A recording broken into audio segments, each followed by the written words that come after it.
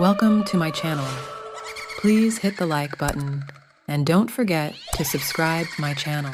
Hello Shawn, तुम burger लेकर सीधे घर चले जाना क्योंकि गाड़ी का टायर पंचर हो गया है। बुल्ली उसे बनवा रहा है, हमें आने में थोड़ी देर हो जाएगी। लेकिन बर्गर फ्रीज में मत रखना वरना सब ठंडे हो जाएंगे। तुम्हें अपना खाना हो तो खा लेना, मेरा और बुल्ली का छोड़ देना। शॉन बोला हाँ ठीक है बुल्ली, मैं बर्गर लेकर घर जा रहा हूँ, लेकिन ज्यादा देर मत करना वरना एक भी बर्गर बचेगा नहीं। तुम्हें पता है ना कि शॉन कितना बड़ा चटोरा है। बर्गर मेरे सामने रहेंगे तो मैं अपने आप को ज्यादा देर तक रोक नहीं पाऊंगा, समझ गया ना तुम।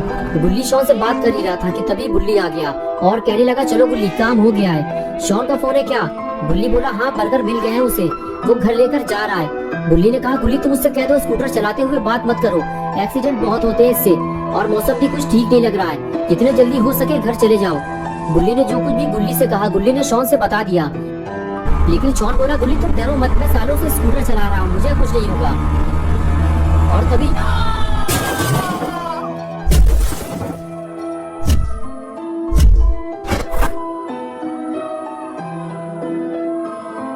हेलो हेलो,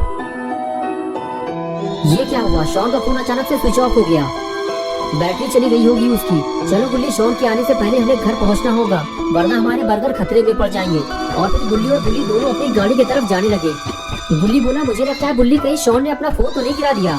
बुल्ली ने कहा हाँ हो सकता है बुल्ली, गाड़ी चलाते हुए बात करोगे तो ये तो होगा ही, मैंने मना तो किया था उसे। और इस तरह बातें करते हुए बुल्ली अपनी जीप लेकर वहाँ से चले गए। और इधर घंटों तक शॉन वहीं बेहोश पड़ा रहा और रात हो गई। और कुछ देर बाद जब बारिश की ठंडी बूंदें शॉन पर गिरी तब शॉन को होश आया और उसने चारों तरफ देखना शुरू किया कि वो तेज बारिश में कहाँ फंस गया है। तब शॉन को याद आया कि उसका एक्सीडेंट हुआ था, लेकिन वो तो दिन में हुआ था और अब रात हो चुकी है। इसका मतलब ये है कि मुझे यहाँ पड़े हुए कई घंटे हो चुके हैं। शॉन उठकर खड़ा हुआ तो उसे पता चला कि उसके पैर में तेज दर्द हो रहा है, उसके पैर में चोट लगी है, उसे किसी को मदद के लिए बुलाना होगा। लेकिन यहाँ आसपास तो कोई नहीं है। अगर शॉन को बुल्ली और बुल्ली की मदद चाहिए तो उसे अपना फोन ढूंढना होगा। और शॉन अपना फोन ढूंढने निकल पड़ा।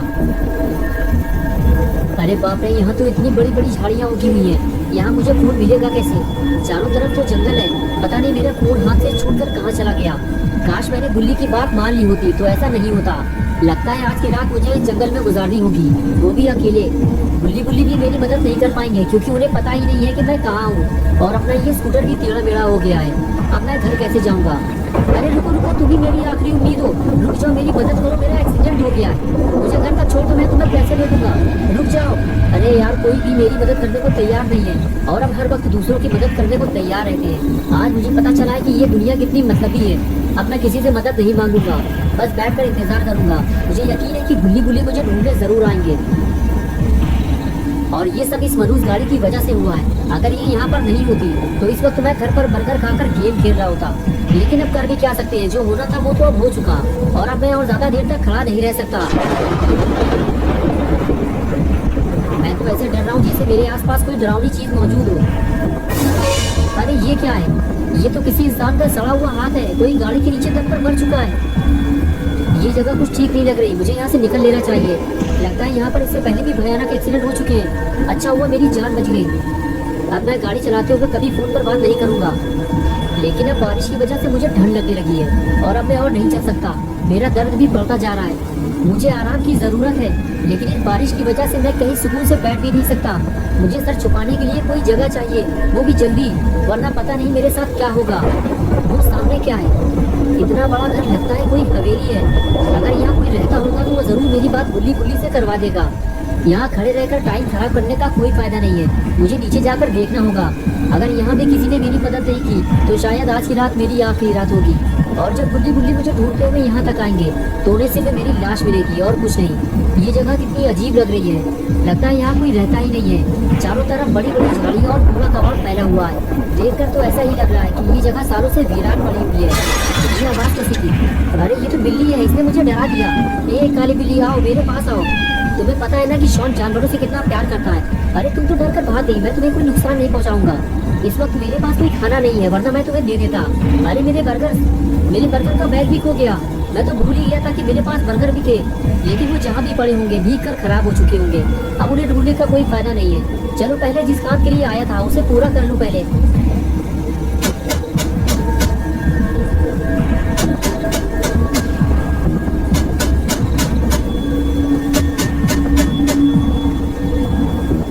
मैं गलत जगह आ गया हूँ। आज मुझे पता चला है कि छोटी सी लापरवाही से कितना बड़ा नुकसान हो सकता है। अब मैं रोने के अलावा कर भी क्या सकता हूँ। अरे ये क्या हुआ, गेट खुल गया।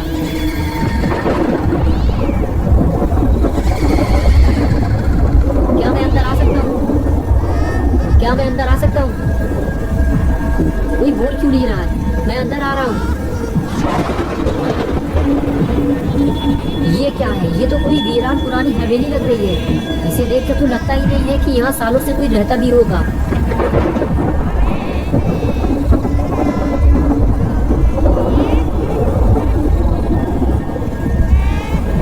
अगर यहाँ कोई रहता ही नहीं है तो फिर आखिर ये गेट किसने खोला? देखो, अगर यहाँ कोई रहता है तो मेरी बात सुनो। मेरा नाम शॉन है और मेरा एक्सीडेंट हो गया है। मुझे मदद चाहिए। मुझे डराओ मत, बारिश बंद होते ही मैं यहाँ से चला जाऊंगा। ठीक है, अगर तुम नहीं बोलना चाहते हो तो कोई बात नहीं। वैसे भी बस मैं थोड़ी देर बाद यहाँ से चला जाऊंगा। मुझे लगा था कि यहाँ कोई मेरी मदद करेगा, लेकिन कोई भी मेरी मदद करने को तैयार नहीं है। कितनी डरावनी जगह है ये। बस कोई भूत न मिल जाए मुझे, वरना मेरी हालत खराब हो जाएगी। इसलिए मैंने गेट खुला छोड़ दिया है। अगर कोई भूत मिल गया मुझे तो मैं फौरन यहाँ से भाग जाऊंगा। लेकिन लगता है मैं कुछ ज्यादा ही डर रहा हूँ। मुझे अपने डर पर काबू रखना होगा, क्योंकि मेरे पास इस हवेली में रुकने के अलावा और कोई रास्ता भी नहीं है। जो भी हो, लेकिन मुझे बारिश से बचने की जगह तो मिल गई। क्या बात है, लगता है किसी ने पहले से ही मेरे लिए बैठने और आग जलाने का पूरा इंतजाम कर रखा है। छोटा लाइटर तो मेरे पास पहले से ही है। चलो, सबसे पहले मैं आग जला लेता हूँ। और ये लो जल गई मेरी आग। बस अब गरम गरम चाय का इंतजाम भी हो जाए तो मजा आ जाता। लेकिन कोई बात नहीं, बारिश से बचने का इंतजाम तो हो गया।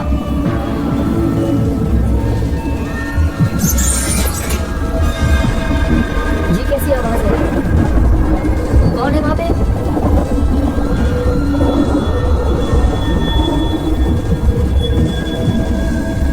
तुम जो भी हो, मैं तुमसे डरने वाला नहीं हूँ, समझ गए तुम? शॉन ऊपर से दिखाना नहीं चाहता, लेकिन अंदर से वो बेहद डरा हुआ है। दोस्तों, क्या होगा अब शॉन का? इस हवेली में आने की शॉन क्या कीमत चुकाएगा?